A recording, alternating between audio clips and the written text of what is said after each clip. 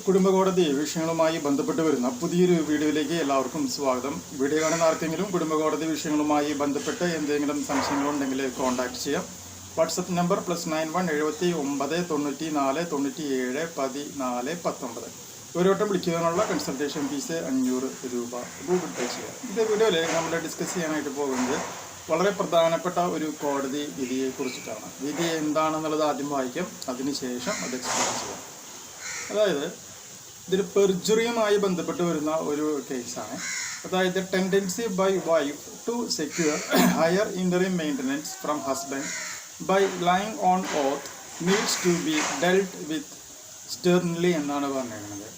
Sacred court initiate perjury proceedings against a woman who falsely claimed she is unemployed എന്നുള്ള വാക്കും ഇവിടെ ഉപയോഗിച്ചിട്ടുണ്ട്. അതായത് നമുക്കറിയാം, സാധാരണഗതിയിൽ ഫാമിലി കോടതിയിൽ ഒരു കേസ് വരുന്ന സിറ്റുവേഷനിൽ കൂടുതൽ ഇൻ്ററിം മെയിൻ്റനൻസ് അല്ലെങ്കിൽ പോസ്റ്റ് മെയിൻ്റനൻസ് ആയിട്ടുള്ള അരിമണി മുതലായവ ലഭിക്കുന്നതിന് വേണ്ടി പലപ്പോഴും ഭാര്യ എന്ത് ചെയ്യാറുണ്ട്, ഭാര്യയ്ക്ക് ജോലി ഉണ്ടെങ്കിൽ പോലും ആ ജോലിയുള്ള കാര്യം മറച്ചു വെച്ചുകൊണ്ട് അഫിഡവിറ്റിലും അതുപോലെ തന്നെ പ്രൂഫ് അഫിഡവിറ്റിലും അവർ എഴുതാറുണ്ട്.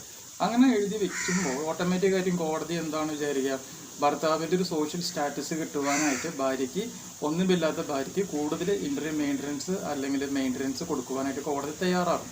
എന്നാൽ ഭാര്യയ്ക്ക് ജോലി ഉണ്ട് എന്നുണ്ടെങ്കിലോ ആ കൊടുക്കുന്ന എമൗണ്ടിൽ കുറവ് വരുത്തുവാനും കോടതിക്ക് പറ്റും. എന്നാൽ ഈ എമൗണ്ട് കുറയും എന്നുള്ള പേടി കൊണ്ട് പല ഭാര്യമാരും എന്ത് ചെയ്യാറുണ്ട്, അവർക്ക് ജോലി ഉണ്ടെങ്കിലും ജോലിയുള്ള കാര്യം അവരുടെ പ്രൂഫ് അഫിഡവിറ്റിൽ മറച്ച് വെക്കാറുണ്ട്. അങ്ങനെ മറച്ച് വെക്കുന്നുണ്ട് എന്നുണ്ടെങ്കിൽ അത് കോടതിയെ സംബന്ധിച്ചിടത്തോളം എന്താണ്, അതൊരു പെർജുറി എന്ന് പറയുന്ന ഒരു ഭാഗമാണെന്നും അതിൻ്റെ അടിസ്ഥാനത്തിൽ ഭാര്യയ്ക്ക് എതിരെ എന്ത് ചെയ്യാനായിട്ട് പറ്റും, നിയമ നടപടികൾ സ്വീകരിക്കുവാനായിട്ട് സാധിക്കും എന്നുള്ളൊരു കാര്യവും മനസ്സിലാക്കുക. സോ ഈ വീഡിയോ കാണുന്ന ഏതെങ്കിലും ഭർത്താക്കന്മാരുടെ കേസിൽ ഇതുപോലെ അവരവരുടെ ഇൻകം മറച്ചു വെക്കുന്നു, അവരുടെ അസറ്റ് മറച്ചു വെച്ചിട്ടൊക്കെയാണ് ഈ പറയുന്ന കാര്യങ്ങൾ ചെയ്തത് എന്നുണ്ടെങ്കിൽ തീർച്ചയായും നിങ്ങൾക്ക് ഇതിനെ ബേസ് ചെയ്തുകൊണ്ടുള്ള ഒരു പെർജുറി കേസ് കോടതിയിൽ ഫയൽ ചെയ്യുവാനായിട്ട് സാധിക്കും എന്നുള്ളൊരു കാര്യം മനസ്സിലാക്കുക.